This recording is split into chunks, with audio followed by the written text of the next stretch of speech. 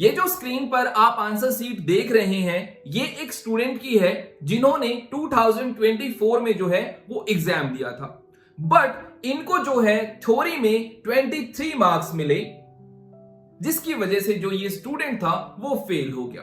अब यहां पर देखो, अगर इनको 3 मार्क्स और मिल जाते तो इनके जो टोटल मार्क्स है वो 26 हो जाते आउट ऑफ 80 और एग्जामिनर जो है वो इनको यहां पर पास कर देते, but he got failed due to 3 marks. तो आज जो है मैं यहां पर ये बताऊंगा कि इस बच्चे ने जो है वो यहां पर अपनी आंसर शीट में क्या क्या मिस्टेक्स किए हैं, किस तरीके से लिखना चाहिए था, किस तरीके से नहीं लिखना चाहिए था, इन सभी चीजों को जो है हम डिस्कस करेंगे। तो आप जो है मेरे साथ इस आंसर शीट को जो है वो कंप्लीट देखें ताकि हम बहुत कुछ यहां से सीख पाएं और हम अपने पेपर में जो है वो इस तरह की मिस्टेक्स नहीं करें। राइट? तो चलिए फिर मैं आपको दिखाता हूं यहां पर पूरी आंसर शीट जो है इस वीडियो में हम देखने वाले हैं और ये बिल्कुल एग्जैक्टली बोर्ड की ही आंसर शीट है। ठीक है, तो यहां पर देखो पेज नंबर, जो पहला काम इन्होंने बहुत अच्छा किया वो ये किया कि पेज नंबर 2 को जो है वो इन्होंने ड्रॉप किया। That is a very very good thing. ठीक है, इन्होंने जो अच्छे काम किए हैं हम उनको भी डिस्कस करेंगे, इन्होंने जो मिस्टेक्स की हैं हम उनको भी डिस्कस करेंगे, ताकि हम दोनों तरफ से जो है वो बहुत अच्छी अच्छी चीजें जो है वो सीख पाएं और पेपर को प्रेजेंट करने का तरीका भी जो है हम इस वीडियो में थोड़ा थोड़ा जानेंगे। लेकिन आपको डिटेल्ड वीडियो जो है इस वीडियो के बाद मिलेगी कि how can you present your paper in a very very good manner, है ना। तो चलिए फिर अब देखिए यहां पर इन्होंने पेज नंबर 2 जो है वो ड्रॉप किया। That is a very good thing, क्योंकि ये जो पेज नंबर 2 आता है वो पेज नंबर 1 के पीछे होता है, तो वहां पर थोड़ा स्टार्ट करना मुश्किल होता है। तो इन्होंने जो स्टार्टिंग की है वो पेज नंबर 3 से स्टार्ट किया है अपने सॉल्यूशंस को लिखना। That is a very good thing. ठीक है, इसके बाद इन्होंने देखो यहां पर क्या करना चाहिए था, यहां पर जो ये सेक्शन लिखा हुआ है इसको कैपिटल लेटर्स में लिखते। अगर कैपिटल लेटर्स में लिखते तो शायद ये काफी ज्यादा इंप्रेसिव होता, है ना। और कैपिटल लेटर्स में लिखने के बाद जो है आप इसे अगर बॉक्स में भी डाल देंगे तो ये काफी अच्छा जो है एग्जामिनर के ऊपर इंप्रेशन डालेगा और वो अलग से ही हाईलाइट होगा कि यहां पर सेक्शन ए जो है वो स्टार्ट हो रहा है। राइट? नेक्स्ट इन्होंने जो अच्छा काम यहां पर कर रखा है वो ये है कि इन्होंने अपनी जो है वो एक रफ लाइन लगा रखी है। रफ स्पेस भी जो है आप देख रहे हैं, रफ स्पेस भी जो है इन्होंने काफी अच्छा ड्रॉप कर रखा है ना। मैक्सिमम इतना स्पेस तो आपके पास होना ही होना चाहिए रफ वर्क के लिए, क्योंकि यू नो ना मैथ्स में कैलकुलेशंस काफी ज्यादा होते हैं और हमें सबसे ज्यादा जरूरत पड़ती है मैथ्स में रफ स्पेस की। राइट? ठीक है, फिर इसके बाद यहां पर देखो ये इन्होंने जो क्वेश्चन नंबर 1 लिखा, फिर आंसर यहां पर 1 लिखा, है ना। फिर इन्होंने क्या करा हुआ है, सेक्शन देखो जो अपना ऑप्शन था वो तो इन्होंने लिखा ही लिखा हुआ है, फिर जो आंसर था वो भी इन्होंने लिखा हुआ है। मतलब हम दोनों ही चीजें लिखेंगे, अपने ऑप्शन को भी लिखेंगे। ठीक है, अपने ऑप्शन को भी हम यहां पर आंसर शीट में लिखेंगे और अपना जो ऑप्शन क्या कह रहा है, मतलब उस ऑप्शन का आंसर क्या है, 5 है, 2 है, π/2 है, sin x है, cos x है, log of x plus whatever is that, है ना। तो यहां पर जो है हम उसको भी लिख देंगे। That is a very good thing. ये इन्होंने काफी अच्छा जो काम है वो वहां पे कर रखा है। लेकिन अगर हम दूसरी हैंड पे बात करें तो इनकी जो राइटिंग है ना वो बिल्कुल भी अच्छी नहीं है। आप यहां पर देख पा रहे हैं कि इस बच्चे ने जो अपनी हैंडराइटिंग की है पेपर में वो बिल्कुल खराब है। ऐसी हैंडराइटिंग बिल्कुल भी नहीं चलेगी। ठीक है, तो यहां पर फिर से इन्होंने ये देखो यहां पर इन्होंने क्वेश्चन नंबर 2 किया, क्वेश्चन नंबर 2 इनका गलत था, क्वेश्चन नंबर 1 भी इनका गलत था। फिर इसके बाद क्वेश्चन नंबर 3 इन्होंने ठीक किया है, उसके लिए इनको 1 मार्क्स जो है वो यहां पर मिला हुआ है। नेक्स्ट चलते हैं क्वेश्चन नंबर 4। अब देखो यहां पर इन्होंने जो क्वेश्चन नंबर 4 लिखा ना, अगर ये थोड़ा सा और अच्छे से लिखते हैं, मतलब यहां पर क्वेश्चन और फिर यहां पर डॉट फिर यहां पर 4, है ना, मतलब एग्जामिनर को वो अच्छे तरीके से दिखना चाहिए। राइट? ठीक है, फिर यहां पर अगर हम बात करें तो देखो क्वेश्चन नंबर 5 फिर इन्होंने फिर से गलत हो गया इनका, है ना। क्वेश्चन नंबर 6 में इनको 1 नंबर मिला है, फिर क्वेश्चन नंबर 7, 8, 9, 10, 11, 12, है ना। ये इसी तरीके से जो है वो मिलते जा रहे हैं इनको, और इनके काफी ज्यादा क्वेश्चन जो है वो ठीक भी हैं, है ना, और काफी ज्यादा गलत भी हैं। है ना। तो यहां पर जो है सेक्शन, फिर यहां पर देखो यहां पर जो है हमें अगर हम असर्शन और रीजन की बात करें ना, तो असर्शन और रीजन में आप एक चीज ध्यान रखेंगे कि आप ये कंप्लीट आंसर ये नहीं लिखेंगे, ये कंप्लीट आपको आंसर लिखना ही नहीं है। ये आपको बड़े ध्यान से मैं बता रहा हूं, सिर्फ यहां पर हम ऑप्शन डालेंगे कि ऑप्शन हमारा कौन सा करेक्ट है, क्योंकि अगर हम यहां पर पूरा आंसर लिखेंगे तो हमें लिखने में काफी ज्यादा टाइम लगेगा और हमारा टाइम वेस्ट हो जाएगा। ऐसा हम नहीं करेंगे बिल्कुल भी। इसी तरीके से क्वेश्चन नंबर 20 में जो है आपको ये आंसर लिखने की जरूरत नहीं है कि इसका पूरा आंसर क्या है, सिर्फ और just you have to write down the option only, correct option only, right. ठीक है, फिर यहां पर अगर हम एक चीज और देखें, इन्होंने फिर एक बहुत बड़ी मिस्टेक की है यहां पर, कि यहां पर इन्होंने देखो जैसे ये खत्म हुआ वैसे ही सेक्शन बी को स्टार्ट कर दिया। नहीं, हम 3-4 लाइनें जो है वो अपनी ड्रॉप करेंगे और फिर सेक्शन बी लिखेंगे। सेक्शन हमेशा कैपिटल लेटर्स में लिखा होना चाहिए और उसको एज यू नो कि हम बॉक्स में अगर डालेंगे तो वो काफी ज्यादा इंप्रेशन डालता है हमारे एग्जामिनर पर, राइट। ठीक है, हम परफेक्टली तरीके से जो है अपना पेपर प्रेजेंटेशन बाद में सीखेंगे, बट अभी हम सिर्फ और सिर्फ इस बच्चे की जो है वो गलतियां देख रहे हैं कि यहां पर इस बच्चे ने क्या क्या मिस्टेक्स किए हुए हैं, ताकि हम वो मिस्टेक्स अपने फ्यूचर में ना करें, राइट। ठीक है, फिर यहां पर देखिए, ये हमारे पास चैप्टर नंबर 2 का एक क्वेश्चन था, that is inverse trigonometric function का, है ना। यहां पर ये बात जो है वो इनकी बिल्कुल सही है, ठीक है। फिर यहां पर ये देखो, ये इन्होंने सबसे बड़ी मिस्टेक, है ना, ये यहां पर इन्होंने मिस्टेक की है, दैट्स वाई जो है इनके यहां पर मार्क्स कटे हैं, ठीक है। ये 2 मार्क्स का क्वेश्चन होता है, लेकिन इनको सिर्फ और सिर्फ 1.5 मार्क्स से मिला है, राइट। तो आप ये जो छोटी छोटी मिस्टेक्स है ना, ये छोटी छोटी जो मिस्टेक्स है, ये आप कतई नहीं करेंगे, ये आप बिल्कुल भी नहीं करेंगे। फिर इसके बाद आता है क्वेश्चन नंबर 22। क्वेश्चन नंबर 22 इन्होंने अच्छे तरीके से प्रेजेंट ही नहीं करा। भाई थोड़ा बहुत भी अगर क्वेश्चन नंबर 22 में ये लिख देते ना, तो शायद एग्जामिनर 1 नंबर, आधा नंबर इनको प्रोवाइड करता है ना, और वहां पर आधा नंबर, 1 नंबर प्लस प्लस करके 3 या 3, 4, 4.5 मतलब 5 मार्क्स तक ये पहुंच जाते और ये पास हो जाते। बट इन्होंने यहां पर कुछ भी नहीं लिखा इस क्वेश्चन में। फिर इसके बाद आता है यहां पर क्वेश्चन नंबर 24। क्वेश्चन नंबर 24 में फिर से इन्होंने यहां पर बहुत ज्यादा गड़बड़ कर रखी है। देखो u इंटू वी का जो डेरिवेशन होता है वो u dv/dx माइनस लगा रखा है। देखो यहां पे माइनस, मतलब सोचो यहां पर प्लस आना चाहिए जहां पर उन्होंने माइनस कर रखा है, that is a very good thing. यहां पर भी जो है इन्होंने गलत कर दिया।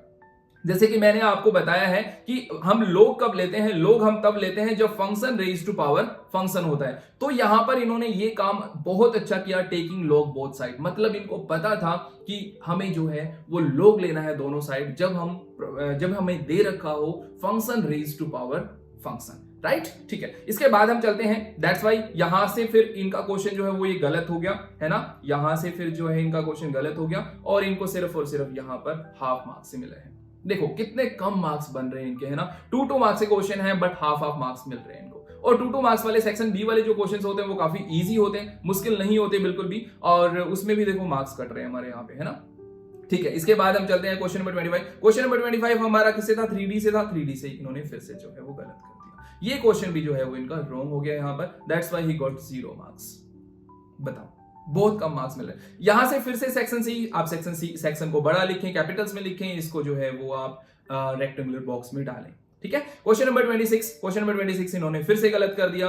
ये जो क्वेश्चन था वो आपका प्रोबेबिलिटी से था और इनका जो क्वेश्चन है वो गलत है यहां पर। फिर हमारा आता है क्वेश्चन नंबर 27। क्वेश्चन नंबर 27 में इनको हाफ मार्क्स मिला है। हाफ मार्क्स क्यों मिला है, यहां तक का जो है एग्जामिनर ने इनको हाफ मार्क्स दिया हुआ है, ठीक है। फिर यहां पर जो है इन्होंने ये जो डिफरेंशिएट किया u इंटू वी में, वो इन्होंने गलत कर दिया। y को एज इट इज रखा, log x को इन्होंने 1/x लिखा, फिर इनटू में अब देखो ये x का यहां पर डिफरेंशिएट कर गई, x का डिफरेंशिएट हो गया। फिर यहां पर तो कुछ ये और ही कुछ कर दिया इन्होंने, माइनस में log x इंटू dy/dx, पता नहीं कहां से, है ना। जबकि आना चाहिए था यहां पे प्लस और फिर log x as it is और y का हो जाता dy/dx। दैट्स वाई यहां पर इनका ये जो है फिर इस स्टेप से जो है वो हमारा सारा का सारा नीचे वाला जो भी क्वेश्चन था, जो भी सॉल्यूशन था, वो गलत हो गया, राइट। समझ रहे हैं आप, हर एक क्वेश्चन को आपको बहुत अच्छे तरीके से ऑब्जर्व करना है कि इन्होंने यहां पर क्या क्या मिस्टेक्स किए हुए हैं। इसके बाद आता है हमारा यहां पर 28 भी जो है वो मैट्रिक्स से था और इतना इजी मैट्रिक्स तो बहुत इजी होता है, और वो भी इन्होंने क्वेश्चन जो है वो गलत किया हुआ। देखो मतलब ये देखो करने का तरीका, देखो यहां पर ये इस तरीके से लिख रहे हैं, फिर यहाँ पे मतलब कितना ज्यादा स्पेस ड्रॉप कर रखा है, फिर यहाँ पे फिर से स्पेस इतना ज्यादा ड्रॉप है, फिर यहाँ पे फिर से ज्यादा स्पेस ड्रॉप है ना, मतलब कोई भी प्रॉपर वे नहीं है। यहाँ पर ये देखो कितना ज्यादा स्पेस इन्होंने ड्रॉप करा हुआ है ना। इस तरीके से हम बिल्कुल भी पेपर को अटेम्प्ट नहीं करेंगे। हाँ, ये जो क्वेश्चन इन्होंने किया, क्वेश्चन नंबर 28 हमारे सेक्शन सी का आता है ना, और यहां पर जो है इनको 2 मार्क्स मिले हुए हैं। 3 मार्क्स का होता है हमारा सेक्शन सी, बट इनको 2 मार्क्स मिले हैं। इनकी जो मिस्टेक है यहां के बाद, ये इनका ठीक था, ये भी ठीक था, ये भी ठीक था, बट यहां पर जो है इन्होंने गड़बड़ कर दी। यहां पर सारी की सारी जो गड़बड़ माइनस और को फैक्टर्स में जो है इन्होंने बहुत बड़ी बड़ी प्रॉब्लम्स की हुई है, कहीं बहुत ज्यादा कैलकुलेशंस में प्रॉब्लम है। और कि मैथ्स में अगर आपका ये पहले वाला, ये दूसरे वाला, तीसरे वाला स्टेप अगर रॉन्ग हो जाए तो नीचे के जितने भी स्टेप्स होंगे वो आपके सारे गलत हो जाते हैं, है ना। हम जानते हैं ये बात, ठीक है। इसके बाद हम चलते हैं क्वेश्चन नंबर 29 पे। क्वेश्चन नंबर 29 फिर से इनका जो है वो गलत है भाई। क्वेश्चन नंबर 29 इनको करना आया ही नहीं। हमारा ये क्वेश्चन नंबर 29 डिफरेंशिएशन था, बट ये नहीं जानते कि किस तरीके से होगा, है ना। देखो यहाँ पे लिखा वो 1 का डिफरेंशिएशन 1, मतलब x का डिफरेंशिएशन 1 कर दिया, और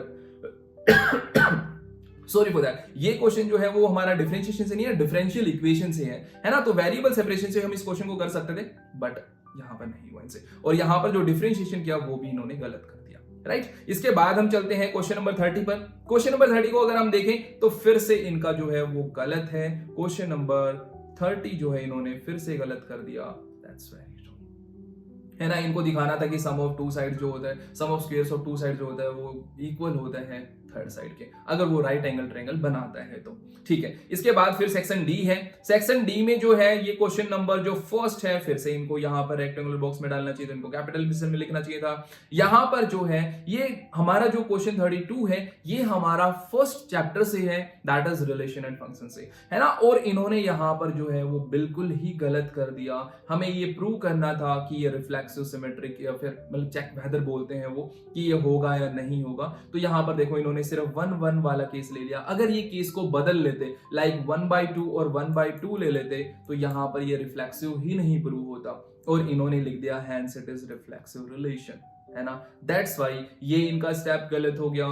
फिर यहां पर इन्होंने ए बी, देखो ए बी लिखने का तरीका पता ही नहीं है बच्चे को। ए बी रिलेटेड है 1-2 से, कैसे ए बी रिलेटेड है 1-2 से? This doesn't make a sense यार, ये सेंस ही नहीं बना रहा है यहाँ पे कुछ भी, है ना। तो यहाँ पर ये फिर ये सारा का सारा ये क्वेश्चन मतलब 5 नंबर का इतना अच्छा क्वेश्चन था, इतना इजी क्वेश्चन था, और इन्होंने यहां पर जो है क्वेश्चन की बैंड ही बचा दी, है ना। सॉल्यूशन में अपने मतलब बहुत ही बेकार सॉल्यूशन कर दिया। हाँ, यहां पर इन्होंने क्वेश्चन नंबर 33 जो है वो काफी अच्छे से अटेम्प्ट किया हुआ है।